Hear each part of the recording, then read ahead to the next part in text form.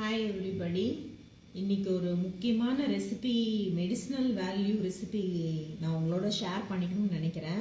இது பார்த்தோன்னே உங்களுக்கு தெரிஞ்சிருக்கும். முருங்கைக்கீரை இது நார்மலாக பொரியல் பண்ணி நம்ம சாப்பிடுவோம்.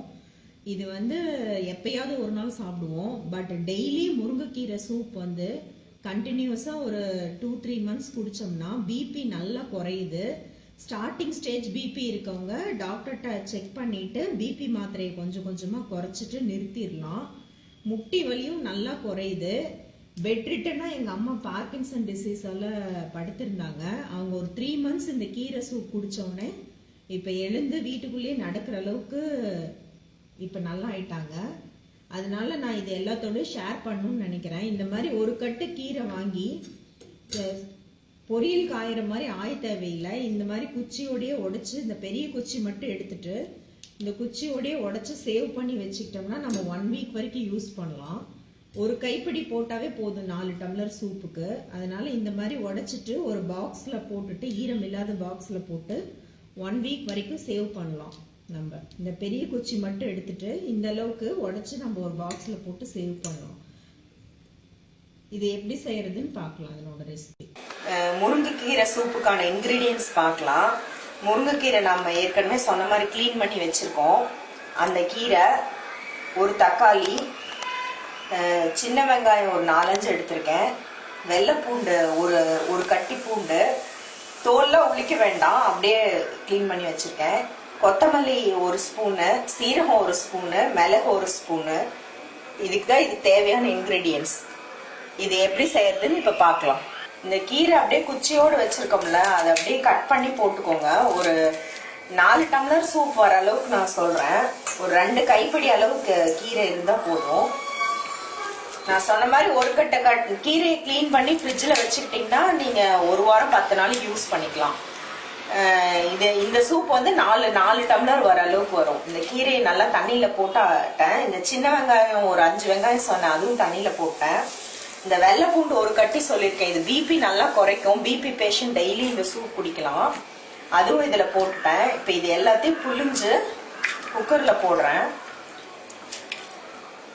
தக்காளியும் வாஷ் பண்ணிடலாம். ஒரு தக்காளி அதை சும்மா 2ஆ மட்டும் கட் பண்ணி குக்கர்ல போடுறேன். அப்புறம் இந்த கொத்தமல்லி 1 ஸ்பூன், சீரகம் 1 ஸ்பூன், மிளகு 1 ஸ்பூன் அதை இதுல ஆட் பண்றேன். இது டெய்லி குடிச்சாங்கன்னா பிபி பேஷண்ட்ஸ்க்கு ரொம்ப நல்லது. அவங்க செக் பண்ணி பார்த்துட்டு கொஞ்சம் கொஞ்சமா பிபி மாத்திரையை கம்மி பண்ணி ஒரு கட்டத்துல செக் பண்ணி பார்த்துட்டு நிறுத்திக்கலாம். முட்டி வலி இருக்கவங்க, பிகினிங் ஸ்டேஜ் இருக்கவங்க கண்டிப்பா முட்டி வலி சரியாயிடும், டெய்லி குடிக்கலாம். அது இல்லாம லேடிஸ்க்கு இருக்க மெனோபாஸ் ப்ராப்ளம், முடி கொட்டுறது, இது எல்லாமே நல்லா குறையுது. இது எங்களோட எக்ஸ்பீரியன்ஸ்ல பார்த்தது. இப்ப இதுக்கு ஒரு 2 டம்ளர் அளவு தண்ணி நான் ஆட் பண்றேன். நல்லா இது முழுகிற அளவுக்கு. இது இப்ப குக்கர்ல க்ளோஸ் பண்ணிட்டு ஒரு 5-6 விசில் விட்டுறலாம். இந்த கீரை இப்ப ஒரு 4-5 விசில் நல்லா கீரை, தக்காளி, வெங்காயம் எல்லாமே நல்லா வெந்துருச்சு. சூடா இருக்கு. இது ஒரு ஸ்டெயின்லெஸ் ஸ்டீல் பிளாஸ்டிக் வடிகட்டி யூஸ் பண்ணாதீங்க, சூடா இருக்கிறதுனால. இந்த மாதிரி ஒரு வடிகட்டியில இந்த சூப் மட்டும் வடிகட்டி எடுத்துக்கிறோம். காமிக்கிறேன் வடிகட்டிட்டு உங்களுக்கு. இந்த தண்ணியை மட்டும் வடிகட்டி எடுத்துக்கிறோம். ஓகேவா? இந்த குச்சி எதுவுமே வேஸ்ட் பண்ணல. கீரை, குச்சி எல்லாமே வெந்திருக்கு நல்லா. பாருங்க, ஒரு கிளியர் சூப் கிடைச்சிருக்கு. பட் இதுல இருக்க சத்தும் வேணுங்கிறதுனால இது நல்ல ரூம் டெம்பரேச்சர் வந்தோடனே இதுல கொஞ்சம் கோல்டு வாட்டர் போட்டு மிக்சியில ஒரு வாட்டி வைப்பர்ல போட்டு கிரைண்ட் பண்ணி திருப்பி ஒருக்க வடிகட்டிக்கலாம். அது ஆறினோடனே எப்படி செய்யறதுன்னு பாக்கலாம். இந்த கீரை இப்ப நல்ல ரூம் டெம்பரேச்சர் வந்தோடனே கொஞ்சம் பச்சை தண்ணி ஊத்தி, கம்மியா தண்ணி ஊத்தணும், இல்லைன்னா எல்லாம் மேல அடிச்சிரும். மிக்சியில வைப்பர்ல போட்டு எடுத்திருக்கேன். சும்மா ஒரு 1/2 நிமிஷம் மட்டும் போட்டு எடுத்திருக்கேன்.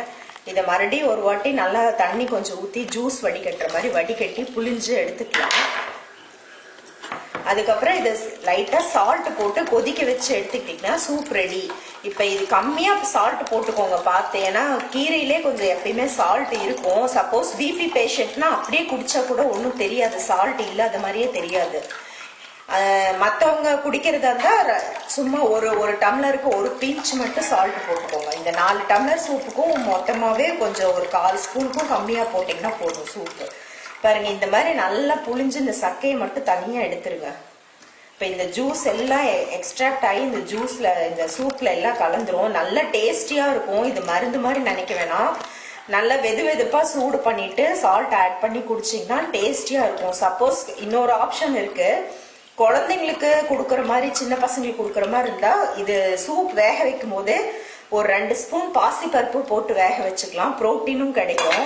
நல்ல விட்டமின் அயன் கண்டென்ட் நிறைஞ்ச சூப்பு. இது கொஞ்சோண்டு சால்ட் போட்டு நல்லா ஒரு கொதி வச்சுக்க போறேன். அவ்வளவுதான், சூப் ரெடி ஆயிடும். இது நீங்க செஞ்சு பார்த்துட்டு இது டேஸ்ட்டும் சொல்லுங்க. அது இல்லாம இது ரெகுலரா குடிச்சு பார்த்துட்டு உங்களோட ஹெல்த்தும் வந்து எனக்கு ஷேர் பண்ணுங்க. எப்படி இதனோட உங்களோட டிப்ஸ் ஷேர் பண்ணிக்கோங்க. பாருங்க, அந்த ஃபில்டர் பண்ணி நல்லா புளிஞ்ச சூப்பை கொஞ்சமா சால்ட் போட்டு நல்லா கொதிக்க வச்சுட்டேன். ஏன்னா பச்சை தண்ணி ஊத்தி அரைக்கிறதுனால ஒரு வாட்டி கொதிக்க வச்சாதான் கெட்டு போகாம இருக்கும். ரெடி பண்ணி வச்சுக்கிட்டீங்களா, அப்புறம் யாருக்கு எப்ப வேணுமோ சூடு பண்ணி குடிச்சுக்கலாம். பிபி பேஷண்ட், முட்டி வலி சிவியரா இருக்கவங்க, பெட்டோட இருக்க ரொம்ப வயசானவங்களுக்குலாம் இது டெய்லி கொடுங்க. ஒரு கட்டு கீரை வாங்கி சேவ் பண்ணி வச்சுக்கிட்டீங்கன்னா 10 நாளைக்கு வச்சுக்கலாம் ஃப்ரிட்ஜில். சிரமப்படாம டெய்லி குடிச்சிட்டு 3 months குடிச்சிட்டு உங்களோட இது நீங்களே சொல்லுங்க, ஃபீட்பேக் சொல்லுங்க. முடி கொட்டுறதும் நல்லா குறையுது. இதுல முடி வளர்ச்சியும் ரொம்ப நல்லா இருக்கு அயன் இருக்கிறதுனால. சப்போஸ் பேஷண்ட் இல்லாதவங்கன்னா வாரத்துக்கு 3 நாள் கண்டிப்பா இது குடிக்கலாம். நல்ல டேஸ்டியான ஒரு சூப்பு, டக்குன்னு செஞ்சிடலாம் ஈஸியா. ஆயில் எதுவுமே கிடையாது, ஹெல்த்தியான சூப்பு. இது செஞ்சு பார்த்துட்டு உங்க ஃபீட்பேக், உங்க ஹெல்த் இதெல்லாம் எங்கூட ஷேர் பண்ணீங்கன்னா நான் ரொம்ப சந்தோஷப்படுவேன்.